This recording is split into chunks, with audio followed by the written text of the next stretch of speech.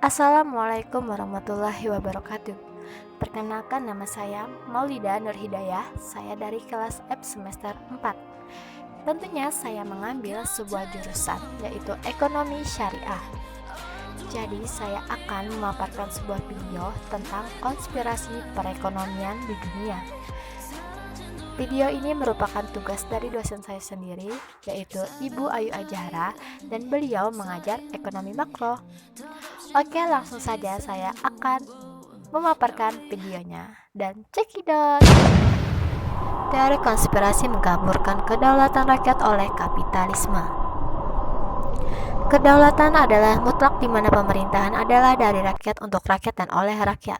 Jika kedaulatan yang berlaku di suatu negara, maka sudah seharusnya kesejahteraan juga merupakan milik rakyat, tepatnya sebagai milik bersama. Rakyat yang berdaulat tidak hanya berlaku saat pemilu 5 tahun berlangsung, melainkan dari segala lini kehidupan rakyat ada yang utama. Rakyat adalah subjek dari segala sesuatu yang berlangsung dalam sebuah negara. Salah satu sistem yang menepis kedaulatan yang berada di tangan rakyat adalah sistem ekonomi kapitalis, di mana modal tidak lagi dikuasai oleh rakyat banyak negara, melainkan telah diserahkan kepada tangan-tangan perorangan kapitalis swasta yang mencari untuk kepentingan dirinya sendiri dan untuk kelompoknya saja. Permodalan swasta telah merusak kedaulatan rakyat yang berkeadilan sosial.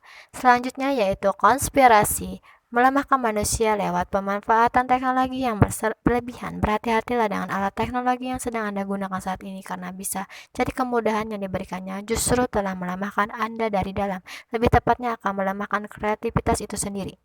Pastikan selalu untuk beraktivitas yang cukup setiap hari, sebab kebanyakan duduk dan berdiam diri tidak akan melatih otak menjadi lebih cerdas. Para konspirator dengan sengaja menyebabkan video game dan berbagai game online untuk melahirkan generasi muda bermalas-malasan dan lebih suka duduk-duduk saja. Sadarlah bahwa kecerdasan seseorang selalu berkontribusi terhadap jumlah aktivitasnya setiap hari. Selanjutnya ada teori konspirasi politik. Mulai dari saling menjelekkan bahkan menjatuhkan satu sama lain, memprovokasi masyarakat, bahkan menciptakan konspirasi dan propaganda tertentu untuk menjatuhkan lawan yang berujung kepada saling fitnah dan terkadang mengangkat isu sara perang antar suku, rasis dan bahkan agama. Semua itu diciptakan oleh kaum kapitalis untuk menghancurkan negara dengan mengambil titik-titik tertentu, khususnya dalam bidang politik. Negara ini selalu saja diributkan dengan isu-isu sara terus-menerus tanpa henti-hentinya yang mengakibatkan kepada perpecahan dan mengkaburkan kebinekaan Tunggal Ika Pancasila. Satu dunia ternyata udah ngalamin resesi, alias kerugian ekonomi yang bisa jadi krisis parah. Dari klub bola bintang 5 di Eropa, sampai PNS negeri sendiri, banyak yang harus ngerasain potong gaji dan ngerasa was-was soal kepastian kerjanya. Lihat ke kiri kanan kita pun ribuan, bahkan jutaan orang jadi pengangguran sekarang. Gak cuma buruh pabrik, tapi sampai insinyur, manajer, bahkan para CEO pun semua kehilangan pekerjaan. Dan gak sampai di situ aja, perdagangan internasional pun juga sama. Pasokan barang dari berbagai negara terhambat atau bahkan emang gak ada, dan bikin banyak industri pusing gak karuan. Dan itu semua faktor pendorongnya adalah gara-gara corona. Tapi intinya yang kemudian menjadi pertanyaan adalah, akankah ekonomi dunia bisa pulih kembali? Ataukah ekonomi dunia akan hancur di hadapan pandemi corona? Mungkin fakta tadi semua bisa bikin kita pesimis melihat masa depan.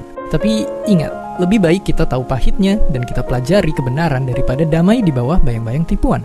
Intinya jawabannya bisa jadi begitu mengerikan, karena sekarang pun ekonomi dunia udah mulai kena dampaknya.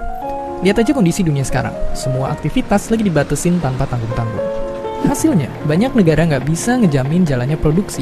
Dan begitu produksi turun, otomatis nggak ada yang bisa dijual dan pendapatan juga berkurang drastis. Kalau aja tetap nggak dikontrol, pertumbuhan ekonomi di banyak negara bisa terus turun dan lama-lama bisa terjadi krisis. Tapi tunggu dulu, emangnya krisis ekonomi itu sebenarnya dampaknya bisa kayak apa sih untuk kehidupan kita?